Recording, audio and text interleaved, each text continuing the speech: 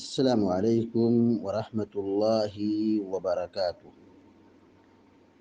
الحمد لله رب العالمين والعاقبة للمتقين، والصلاة والسلام على أشرف الأنبياء والمرسلين نبينا محمد وعلى آله وصحبه أجمعين ومن تبعهم بإحسان إلى يوم الدين، أما بعد.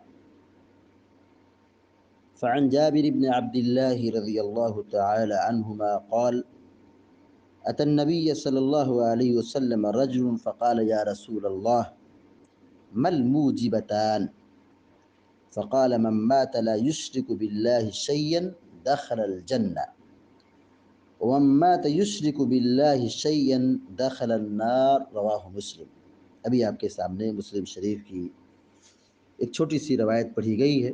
سیدنا جابر بن عبداللہ رضی اللہ تعالیٰ عنہ بیان فرماتے ہیں: أتى النبي صلی اللہ علیہ وسلم رجل فقال یا رسول اللہ ما الموجبتان.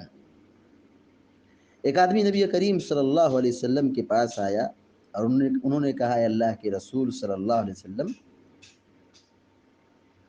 دو باتیں کون سی ہیں جو واجب کرنے والی ہیں؟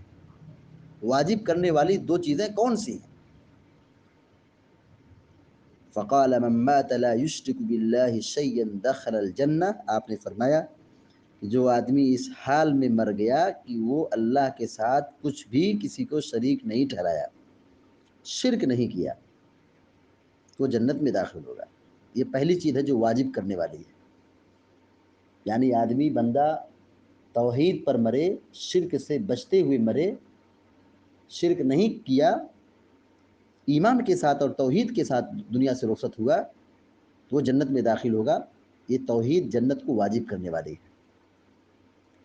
وَمَن مَّاتَ يُشْرِكُ بِاللَّهِ شَيْئًا دَخَلَ النَّارَ. اور دوسری چیز جو واجب کرنے والی ہے، آپ نے کہا جو شرک کرتے ہوئے مر جائے.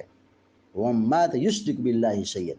اور جو مر گیا اس حال میں کہ وہ اللہ کے ساتھ کسی چیز کو شریک ٹھہراتا تھا، شرک کرتے ہوئے مر جائے، غلط عقیدے پر مر جائے، شرکی عقیدے پر مر جائے، دخل النار، تو جنت میں داخل نہیں ہوگا، جہنم میں داخل ہوگا. دخل النار، وہ جہنم میں داخل ہو گیا.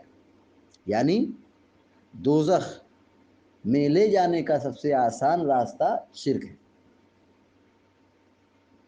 شرک یہ جہنم کو واجب کر دیتا ہے. مشرک کا ٹھکانہ ہمیشہ ہمیشہ کے لیے جہنم ہے.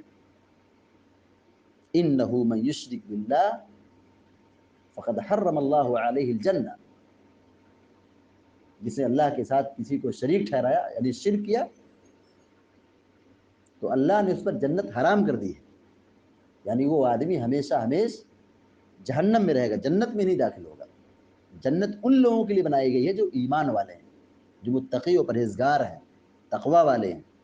جو شرک کر رہے ہیں ان کے لیے جنت نہیں. جنت اللہ نے حرام کر دی ہے کافروں اور مشرکوں پر.